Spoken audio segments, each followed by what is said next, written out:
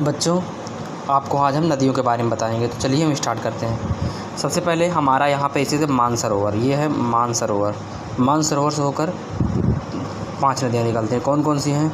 ये जम्मू कश्मीर के रास्ते से सबसे पहले हमारा आ जाता है ये मानसरोवर नदी है। ये सीधे जाते हुए पाकिस्तान होते हुए अरब सागर में आके गिरती है। उसके बाद हमारा है रावी नदी, झेलम नदी दूसरे नंबर पे है। झेलम के बाद है चेनाब नदी। चेनाब नदी के बाद में कौन सा नदी देखिए? चेनाब नदी के बाद है फिर ब्यास नदी। ब्यास नदी के बाद है सतलज। ये देखो सतलज नदी है। ये सब जाके जो है पाकिस्तान होते हुए अरब सागर में गिरती हैं। जो ये सतलज नदी है, इसी पर हमारा सबसे बड़ा बांध भाखर बांध बना हुआ है। उसके बाद आते हैं नीचे हम।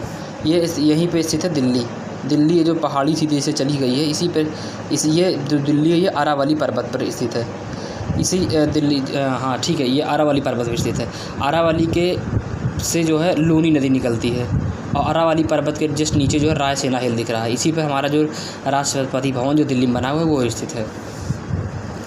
इसके बाद आता है हमारा ये जो हमारा यहाँ पे है कौन सा, ये हमारी यहाँ से जो है हमारी गंगा नदी निकलती है, सतलज नदी के पास से ही मानसरोवर के और नीचे जो है यहीं से हमारी गंगा नदी निकलती है, जिसे हम लोग कहते हैं गंगोत्री नामक स्थान। गंगोत्री नामक स्थान से हमारी गंगा निकलती और यह प्रयाग होते हुए जो नेपाल के रास्ते प्रयाग होते हुए जो है सीधे आके ये बंगाल के खाड़ी में गिरती है। बांग्लादेश में से हम पद्मा के नाम से जाना जाता है यह। उसके बाद हम देखते हैं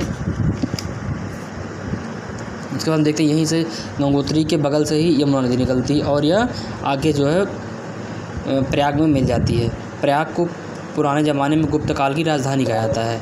इसकी जो लंबाई है यमुना की वो 1315 किलोमीटर है और गंगा की लंबाई जो है 2525 किलोमीटर है, यानी भारत की यह सबसे बड़ी नदी मानी गई है। और उसके बाद जो है यहीं गंगोत्री के बगल से ही एक नदी निकलती है, गंगोत्री नदी से नदी निकलती है ब्रह्मपुत्र नदी। यह चीन के रास्ते तिब्बत होते हुए ये हमारे भारत के अरुणाचल प्रदेश होते हुए ये बंगाल की खाड़ी होते हुए बांग्लादेश होते हुए बंगाल की खाड़ी में गिरती है और यह भारत में 933 किलोमीटर चौड़ाई पर स्थित है। यानी अगर पूछा जाए कि भारत की सबसे चौड़ी नदी कौन सी है, वो ब्रह्मपुत्र नदी मानी है, जो कि अरुणाचल प्रदेश में 933 किलोमीटर में फैली हुई है। इसे हम लोग जब बांग्लादेश पहुँचती है इसका नाम जमुना हो जाता है।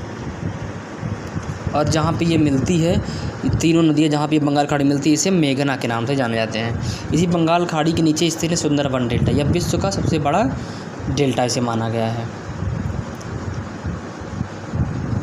इसके बाद आएंगे छत्तीसगढ़ में एक स्थान है जिसे हम लोग अमरकंटक के नाम से जानते हैं। अमरकंटक से ही सोन नदी निकली हुई है जो कि बंगाल की खाड़ी में जाके गिरती है। इसके बाद अमरकंटक से दूसरी नदी निकलती है महानदी, जो कि उड़ीसा के तट में मिलती है और ये इसी महानदी के तट पर भारत का सबसे बड़ा बांध हीराकुंड बांध बना हुआ है। इसी अमरकंटक से नर्मदा नदी निकलती है जो कि जाके अरब सागर में गिरती है। यहीं से सतपुड़ा नदी, ताप्ती नदी होती हुई जाती है। यहीं से जो है गोदावरी नदी निकलती है। कृष्णा नदी पर हमारा भारत का बांध बना हुआ नागार्जुन सागर बांध बना हुआ है। उसी नीचे है कावेरी नदी पर शिव समुद्र जलप्रपात बना हुआ है। भारत और श्रीलंका के बीच में जो ये बीजे जो जगह खाली है इसे हम लोग पाक की खाड़ी कहते हैं। खाड़ी है ये हमारा श्रीलंका हो जाता है, ये गुजरात हो जाता है, यहाँ पे स्थित ये गोवा हो जाता है, ठीक है। उसके बाद यहाँ नेपाल हो जाता है, यहाँ पे ये नेपाल हो जाता है, ये तिब्बत ऊपर चीन हो जाता है पूरा। यहाँ पे हमारा माउंट एवरेस्ट स्थित है।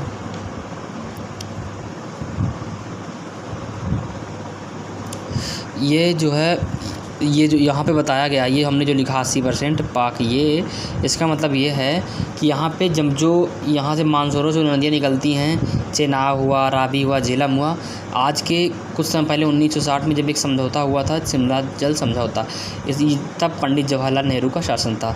तो पंडित जवाहरलाल नेहरू जो समझौता उसमें कहा गया कि जो चेनाब नदी है, रावी नदी और झेलम नदी है, इन तीन नदियों को जो जल है इसमें 80% भाग जो है वो पाकिस्तान यूज करेगा और 20% भाग जल जो है भारत यूज करेगा।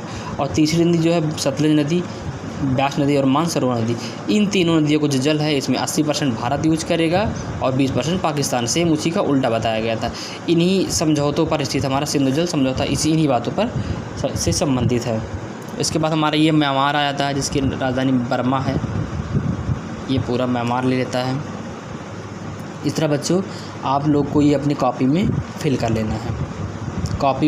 मैप कॉपी में बना के या मैप में किसी भी तरह से अपनी कॉपी में भर लेना है, क्योंकि यह एग्ज़ाम के दृश्य से बहुत इम्पोर्टेंट है। Thank you.